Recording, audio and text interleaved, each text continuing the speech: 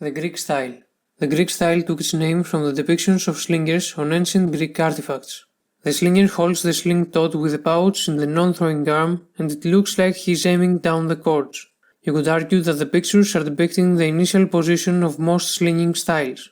But this style would have existed because it's the result of getting used to the slinging motion and getting bored in rotating the sling, or it's simply the result of trying to sling as fast as possible.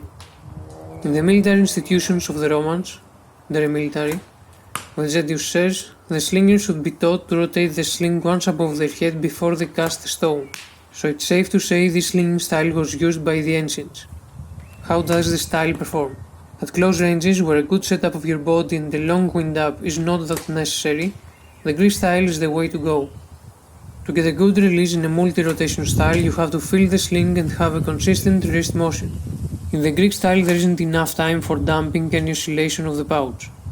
So to get the pouch aligned with the wrist, the pouch should be thrown back by the non-throwing arm in the orientation of the wrist.